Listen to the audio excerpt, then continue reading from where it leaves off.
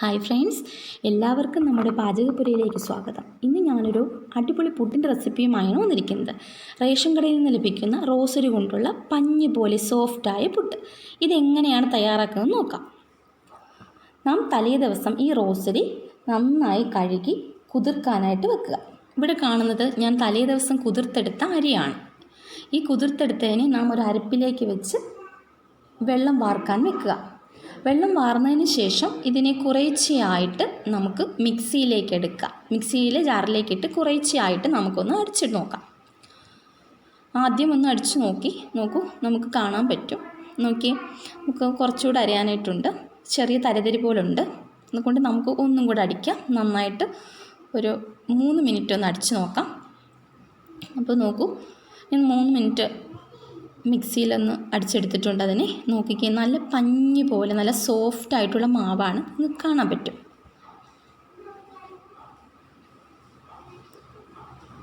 നമ്മളിപ്പോൾ മാവ് നനയ്ക്കേണ്ടി വന്നിട്ടില്ല, അരി വറുക്കേണ്ടി വന്നിട്ടില്ല. എന്ത് സോഫ്റ്റാണ് നോക്കി.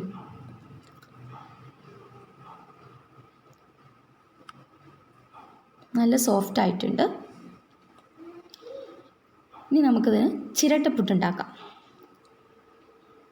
അടിപൊളി ചിരട്ടപ്പുട്ടാണ് നമ്മൾ ഉണ്ടാക്കുന്നത്. എങ്ങനെയാണെന്ന് നോക്കാം. ഞാൻ ആദ്യം കുക്കറിലേക്ക് കുറച്ച് വെള്ളം വെച്ച്, ആവശ്യത്തിന് വെള്ളം വെച്ചു. അത് തിളപ്പിക്കുകയാണ്. വിസിലെടുത്ത് മാറ്റിയിട്ടുണ്ട്. അതാ നോക്കി, നമ്മുടെ മാവ് ഞാൻ കുറേശ്ശെയായിട്ട് എടുത്ത് അത് ആവശ്യത്തിന് മാവായിട്ടുണ്ട്. അതിലേക്ക് കുറച്ച് ഉപ്പിട്ട് ഇളക്കുക. ആവശ്യത്തിന് ഉപ്പിടുക. നമുക്ക് വെള്ളം ചേർക്കേണ്ട ആവശ്യമില്ല, വെള്ളം കുടയേണ്ട ആവശ്യമില്ല.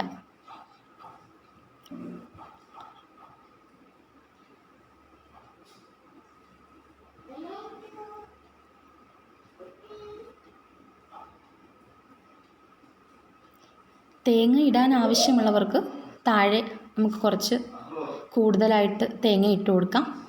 ഇത് നോക്കൂ, ഞാൻ അതിലേക്ക് ചിരട്ടപ്പുട്ട് ഉണ്ടാക്കാനായിട്ട് മാവ് സെറ്റ് ചെയ്ത് കൊടുത്തു.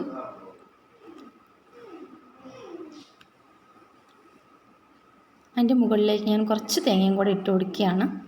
നിങ്ങൾക്ക് തേങ്ങ ഇഷ്ടമുള്ളവരാണെങ്കിൽ അതുപോലെ ഇട്ട് കൊടുക്കുക. ആവശ്യമില്ലാത്തവർക്ക് ഇടേണ്ട ആവശ്യമില്ല.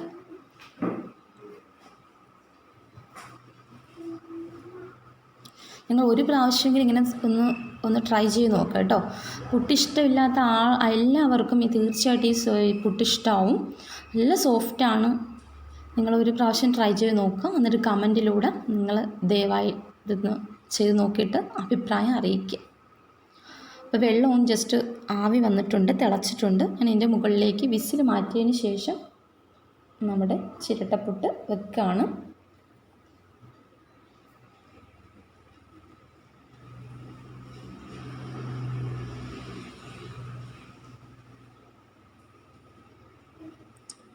നന്നായി ആവി വരുന്നവരെ നോക്കുക. ഏകദേശം ഒരു 3 മിനിറ്റ് ഒന്ന് വെയിറ്റ് ചെയ്യുക. അങ്ങനെ ആവി വരാൻ തുടങ്ങിയിട്ടുണ്ട്. നന്നായി ആവി വരുന്നുണ്ട്. ഏകദേശം നമ്മുടെ പുട്ട് റെഡി ആയിട്ടുണ്ട്. നമുക്ക് നോക്കാം നമ്മുടെ പുട്ട് എങ്ങനെ ഉണ്ടെന്ന് നോക്കാം.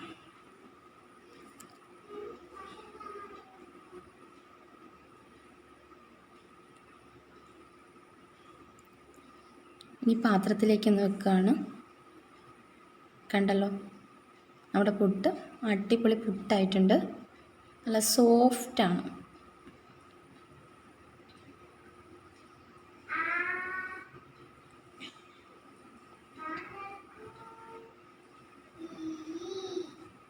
പൊടിഞ്ഞു പോയിട്ടില്ല, കറക്റ്റ് പരുവാണ്. നമ്മളിതിനകത്ത് വെള്ളം ഒഴിച്ചിട്ടില്ല. നമ്മൾ ചിലപ്പോഴൊക്കെ ഈ പുട്ടിന് വെള്ളം നനയ്ക്കുമ്പോഴും മിക്കവാറും ആ പരുവും മാറിപ്പോവും. ചിലപ്പോൾ അത് ഇടിയപ്പം ഉണ്ടാക്കേണ്ട അവസ്ഥയിലായിട്ടുണ്ടായിരിക്കും അല്ലേ? ശരിയല്ലേ? നോക്കൂ, എന്ത് സോഫ്റ്റാന്ന് നോക്ക്. വേണ്ട, പൊടി പോലെ ഇരിക്കണുണ്ടോ? നല്ല പഞ്ഞി പോലെ നല്ല സോഫ്റ്റായിട്ടിരിക്കുകയാണ്. നിങ്ങൾക്കത് ചെയ്ത് നോക്കുമ്പോൾ തീർച്ചയായിട്ടും മനസ്സിലാവും ഇത് എങ്ങനെയാണെന്നുള്ളത്. കണ്ടല്ലോ, നമ്മൾ പുട്ട് അടിപൊളിയായിട്ടുണ്ട്. സോഫ്റ്റായിട്ടുള്ള പുട്ടാണ്. എല്ലാവരും ഒന്ന് ട്രൈ ചെയ്ത് നോക്കാം. നമ്മുടെ എല്ലാവരുടെ വീട്ടിലും ഈ റോസറി കാണുമല്ലോ. അപ്പോൾ ഇത് വെച്ച് എല്ലാവരും ട്രൈ ചെയ്ത് നോക്കുക. നമുക്ക് പഴത്തിൻ്റെ കൂടെയോ അല്ലെങ്കിൽ ചിക്കൻ കറിയുടെ കൂടെയോ ഒക്കെ നമുക്ക് കഴിക്കാൻ പറ്റുന്നതാണ്. നല്ല അടിപൊളി പുട്ടാണ്.